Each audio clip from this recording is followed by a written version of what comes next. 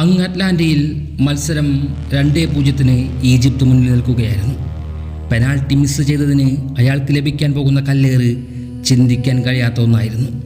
കൂടെ നിഷേധിക്കപ്പെട്ട ഗോളിൻ്റെ പക സെക്കോ തീർക്കുന്നത് ജേഴ്സി സെലിബ്രേഷനിലൂടെയായിരുന്നു. അതെ, മെസ്സി തിരിച്ചു വരണം, അർജന്റീന സമനില നേടണം, മനസ്സങ്ങനെ പറഞ്ഞുകൊണ്ടേയിരുന്നു.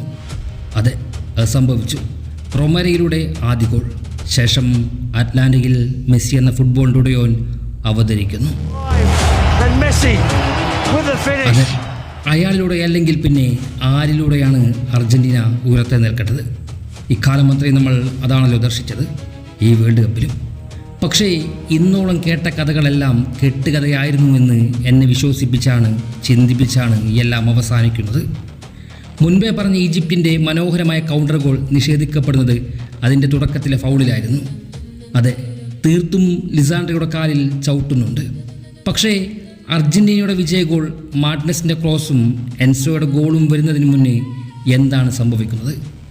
അർജന്റീനയുടെ ബോക്സിൽ നടന്ന 2 സംഭവങ്ങൾ. ഒന്ന്, സെക്കൻഡ് ബോൾ വിൻ ചെയ്യാൻ സാധ്യതയുള്ള ഈജിപ്ഷ്യൻ പ്ലെയറെ വലിച്ച് താഴെയിടുന്നു. സലയെ ചെയ്ത ഇൻ്റർസെപ്ഷൻ ഫൗൾ ഡിമാൻഡ് ആകുന്നുണ്ട്. പക്ഷേ ഗോൾ അർജന്റീന മറുപുറത്ത് നേടിക്കഴിഞ്ഞിരിക്കുന്നു. ഒരുപക്ഷേ വാർ ക്ലെയിം ചെയ്തു പോയാൽ ഫൗൾ നൽകേണ്ടി വരും. അപ്പോൾ അർജന്റീനയ്ക്കെതിരെ പെനാൽറ്റി ഇഷ്യൂ ചെയ്യും. പക്ഷേ ഇതെല്ലാം നിഷേധിക്കപ്പെടുന്നു. ഗൗരവമുള്ള ഫൗളുകളല്ല എന്നാണ് തീരുമാനിക്കുന്നത്. ഫുട്ബോളിൽ ഇതൊക്കെ സംഭവിക്കണം. അത് പരമ്പരാഗതമായി സംഭവിക്കാറുള്ള ഒന്നാണ്. വിവാദ ഗോളുകൾ പിറക്കണം, ഓഫ് സൈഡ് ഗോളുകൾ വരണം. അങ്ങനെയൊക്കെ തന്നെയായിരുന്നു മനുഷ്യ ഫുട്ബോൾ സഞ്ചരിക്കാറുള്ളത്, ഇന്നോളം സഞ്ചരിച്ചതും. പക്ഷേ ഇന്ന് അത് ടെക്നിക്കലി ഫീച്ചേർഡ് ഫുട്ബോളാണ്. അതാണിവിടെ ചോദ്യങ്ങൾ ഉയരാനുള്ള കാരണവും.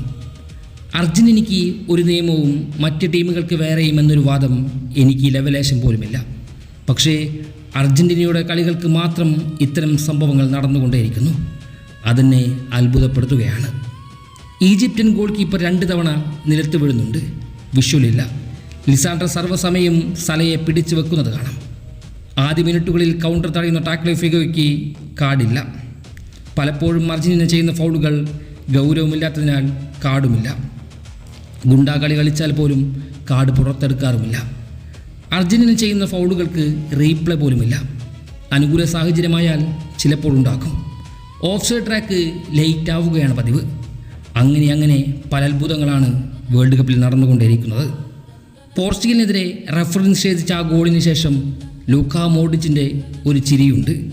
ഇന്ന് ആ നിസ്സഹതയുടെ ചിരി സലയുടെ മുഖത്തും പടരുന്നുണ്ടായിരുന്നു. കഴിഞ്ഞ വർഷം അത് വാൻഡേക്കിൻ്റെ മുഖത്തായിരുന്നു. ഓസ്ട്രിയക്കെതിരെ മെസ്സി അടിച്ചൊരു ഗോളുണ്ട്. എന്നെ ബെർണാബ്യൂവിൻ്റെ അകത്തളത്തിലേക്ക് എത്തിച്ച ആ മായാക്കാഴ്ച. പക്ഷേ ആ ഗോൾ ആരംഭിക്കുന്നത് ഒരു ഫൗളിലായിരുന്നു. പക്ഷേ അതിൻ്റെ റീപ്ലേകളോ മത്സരത്തിൻ്റെ ഹൈലൈറ്റ്സോ ഇന്നോളവും ഞാൻ എവിടെയും പൂർണ്ണമായി കണ്ടിട്ടില്ല. അത് അർജന്റീന വിജയിക്കുകയാണ്. ഏറ്റവും കോമ്പറ്റീറ്റീവായ ഒരു ഗെയിമിൽ ഏറ്റവും കോമ്പറ്റീറ്റീവായ ഒരു മത്സരം കളിച്ചുകൊണ്ട്, അതും 2 ഗോളിന് പുറകിൽ പോയിട്ട് പോലും. പക്ഷേ വേൾഡ് കപ്പിലെ കള്ളന്മാരെന്നൊരു തലക്കെട്ടുമായാണ് അവരുടെ സഞ്ചാരം. അർജന്റീന വിരോധിയാണ് എന്ന് മുദ്രകുത്താൻ നിങ്ങൾക്ക് എളുപ്പമായിരിക്കും. പക്ഷെ സത്യങ്ങൾ എത്ര മൂടിവെച്ചാലും കണക്കുകൾ മുന്നിലങ്ങനെ നിരത്തിക്കൊണ്ടേയിരിക്കും. 2022 എനിക്ക് സംശയം ഏതുമില്ലായിരുന്നു, മെസ്സിയെപ്പോലും. അതുകൊണ്ടാണ് ഞാൻ മെസ്സി ആരാധകനായും അർജന്റീന ആരാധകനല്ലാതെയും തുടരാനുള്ള കാരണവും. എനിക്കതിന് സാധിക്കുന്നുണ്ട്. എനിക്കിനിയും വിശ്വാസമുണ്ട്. അർജന്റീന മുന്നോട്ട് കുതിച്ചുകൊണ്ടേയിരിക്കും. ഒരുപക്ഷേ ഈ വേൾഡ് കപ്പ് നേടിയിട്ടായിരിക്കും ആ മനുഷ്യൻ പടിയിറങ്ങുക. പക്ഷേ നമ്മൾ ചിന്തിക്കേണ്ടത് മറ്റൊന്നാണ്.